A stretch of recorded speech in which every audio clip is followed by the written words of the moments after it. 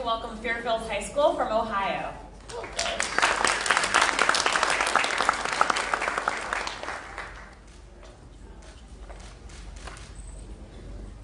Good morning, everybody. I'm Katarina Putnick, the administrative leader of Fairfield's Solve for Tomorrow team.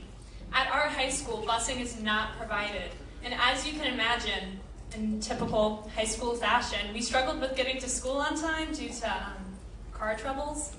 However, in Ohio, our car troubles are real because our windshields are often frosted over.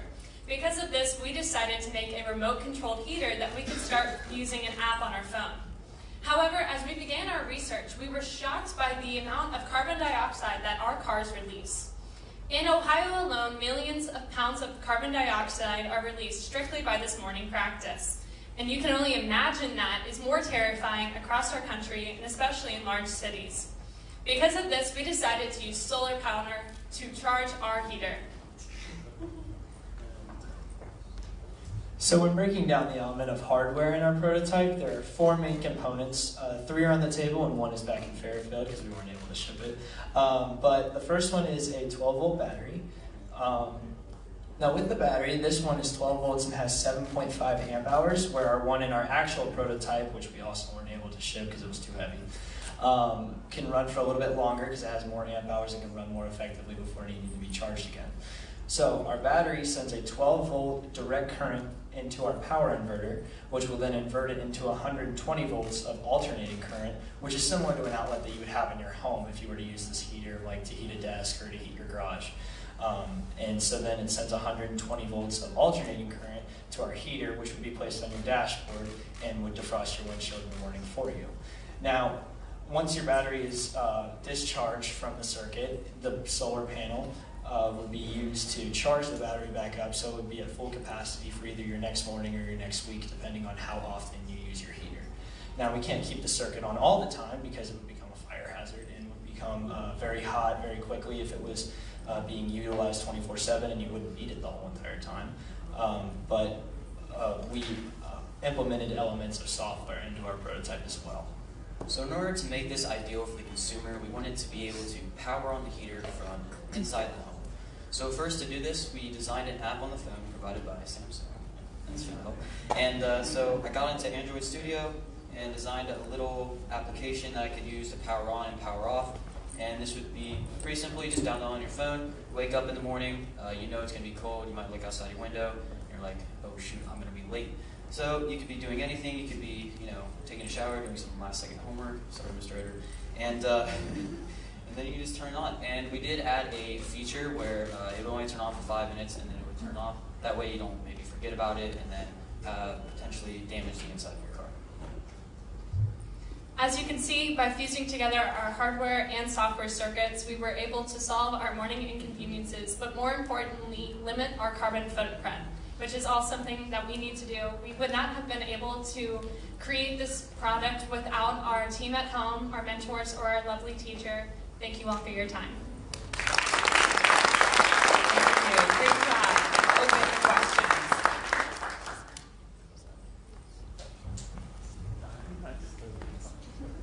Great presentation. Quick question. How long does it take for it to work once you put it in the car? So the average time that we estimated for defrosting a windshield is about 5 to 10 minutes, depending on the layer of frost on your windshield, obviously. We averaged it out about 8 minutes to defrost in the morning, so we implemented into software that Alex can cover for us that has an automatic turning off after a certain amount of time so that you don't utilize the prototype more than you need to. We found this number by getting in our cars each morning over this winter and measuring it. Just on a really practical level, so this is something that goes into your dashboard and then touches your windshield. Is the idea that you leave it in your trunk or bring it in and out of the car every day, or it stays there as you drive? Like, you don't want to be speeding off and have this thing fly at you, because the idea is that it's there in your car before you conceptualize in the morning. Yeah, so I think one of the biggest ideas that we came up with is that with the future of cars, we're trying to go into solar energy.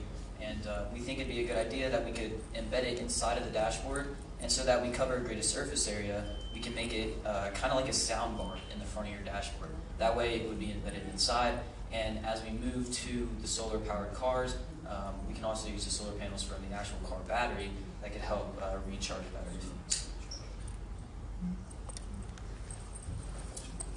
Thank you so much for describing how you're utilizing your hardware and your software together. The explanation was really great, so thank you for that.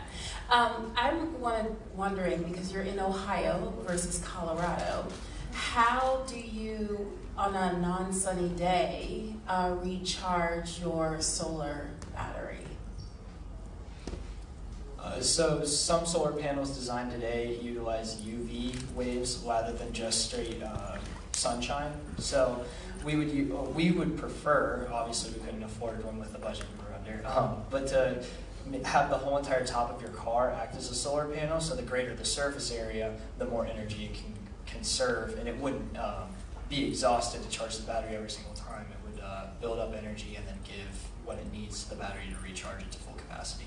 Also, as we continue to go forward with more prototypes and hopefully prepare this more for the market and make it better for the consumer, we could also start to utilize other types of energy. We were talking about earlier last night at dinner, people have started to use the energy used when you break your car and things like that. So even if it's not a sunny day, hopefully this idea that we have come up with can be used across the country. So is this so it stays in the car the whole time? It's not a portable thing. You don't take it in and out. Ideally, I think it'd be easier if it always stayed inside the car. Always stayed inside, Yeah. and then it recharges inside as well. Yeah, and I feel like most of the time, I know the question was, like what if it's not sunny outside all the time? But especially just like for us high schoolers, I know I have to park out on the street or in the driveway. So most of the time I'm going to be exposed to that, while my parents, they get to park inside, so they actually don't get the frost. So I feel like it definitely appeals more to some people, but I think that it could work in the long run. What's the battery technology you're using? Is it lithium or? So we looked at both lithium ion and lead acid because there's pros and cons of both. Lead acid is a little bit more developed since lithium ion is a little bit newer, but lithium ion also has more pros than just lead acid by itself on more of a safety level. So we actually have one lithium ion and one lead acid, and we're kind of using both just to see which one would work more effectively, because we're obviously still in the troubleshooting phase. But ideally, we would want a lithium-ion battery with a large amount of amp hours, which would probably mean that the size would be a little bit bigger, but that would mean that you could run it longer before having to charge it again. Did you guys come up with a specific, I would say, voltage or even temperature that's ideal for windshields, or did you experiment? Because I would assume too much maybe damage it, or not enough may not be as effective. So did you experiment with different levels of either energy or even temperature? We looked more at the distance from the windshield, because the heater that we used, the heater that we bought it's not this one, it's actually a bigger one, because the greater surface area, you can cover more of the windshield. What we liked about that was it came with safeguards, like it had an interior thermometer to make sure that didn't overheat, and if you can show them the bottom of this heater, there's a little button right there that if the heater were to fall on its side, it would stop running, so that it's not like the hot part isn't touching your dashboard at that time. So we more focused on what the heater provided us, and then changed other variables, which would be what angle we put it at, or how far away from the windshield we would put it, and then worked with how effective and efficient it was at that point of view, rather than temperature and voltage. A lot of this process was through experimentation. As we said, we have a different prototype at home that's larger, and we spent a lot of time switching out things, trying to figure out what was most efficient, what was most effective, what would eventually become most cost efficient. So there was research, and we did a lot of calculations, but however, when we found ourselves in our cars, we were just kind of okay, well, let's try this, what would this look like? With the cars that are running on electric or energy efficient, do they already have certain technologies that they're not actually utilizing as much CO2? And so how, with just the generation of new cars being built, how are we reducing the footprint, and how does that overlay with your product?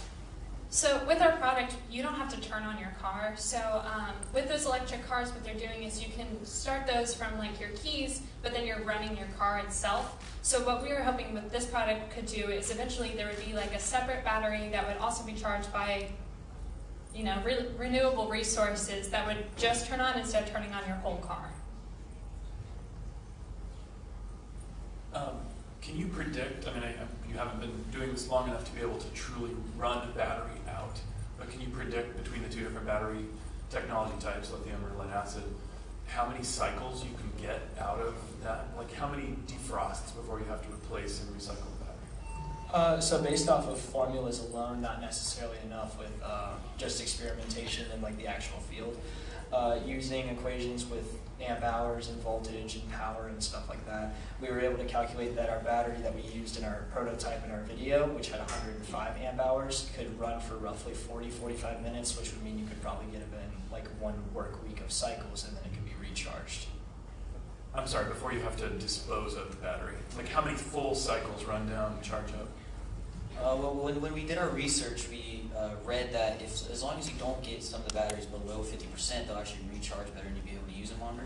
So we feel like since you are going to use it one time and then you can recharge it, you actually have a better lifespan. But I wouldn't say that right now we have an exact estimation on how long it actually lasts before you have to replace it. So what's next for you guys? Would the goal be marketed to consumers, add more features to it, get it embedded in cars? Now driverless cars are going to have all that. Give us a plan. So right now, again, our market started with our peers. Each morning when we start our cars, we're spending 1/6 of a gallon of gas. So and over the course of a winter, that adds up to being about $70. So our goal is right now with this product to sell it as an aftermarket product under that price to give more incentive to the consumer to make these environmentally friendly changes. So that is our goal going forward, is to refine this that way it's more, you know, doesn't cut down your visibility, is connected to your dashboard, and, you know, it's a market-ready product. Thank you. Thank you so much. Thank you. That was a great class in Fairfield High School, and I think it was a wonderful way to end our morning session today. Actually, I do think that I would love a product like that. I'd be the first person to buy one.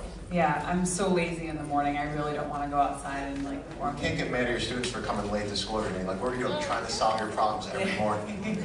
Yeah, so I love it.